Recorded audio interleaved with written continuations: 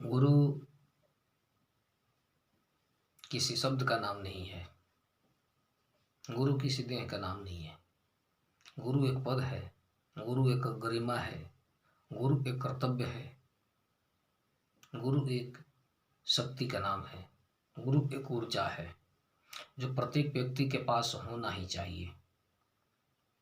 यदि आप किसी शरीर को गुरु मानते हैं तो आपका ये भ्रम है। कोई शरीर गुरु नहीं हो सकता। ज्ञान के शिरोमणि को, ज्ञान के स्रोत को गुरु कहा जाता है।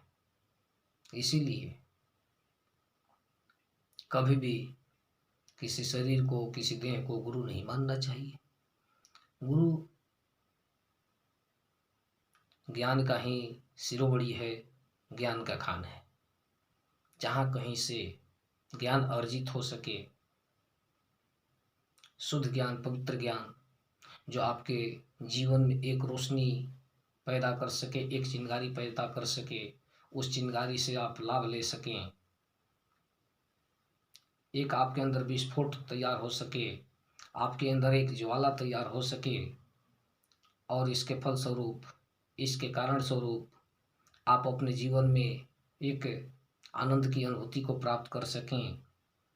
आप मोह माया से छुटकारा पा करके ईश्वर के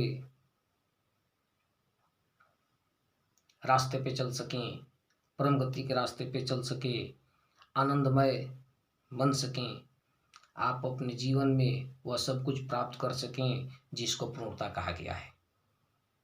और ये सब कुछ संभव होता है ज्ञान के माध्यम से।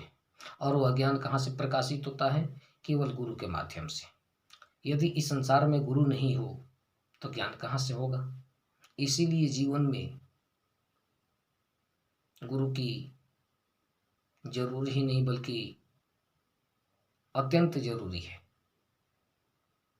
जीवन के किसी भी भाग में कहीं भी गुरु मिल जाए, आप उनके चरणों को पकड़ लें।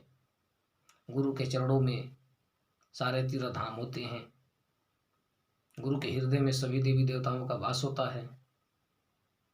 जहाँ आपने गुरु को प्राप्त कर लिया, वहाँ आपने समस्त देवी देवताओं को प्राप्त कर लिया। जहाँ आपने गुरु को अपने हृदय में धारण कर लिया, वहाँ सभी देवी देवताओं को अपने हृदय में धारण कर लिया। इसीलिए शास्त्रों में गुरु की महिमा बहुत श्रेष्ठ बताई गई है। गुरु का कार्य अपने आप में अनोखा है, पूरा जगत गुरुमय है।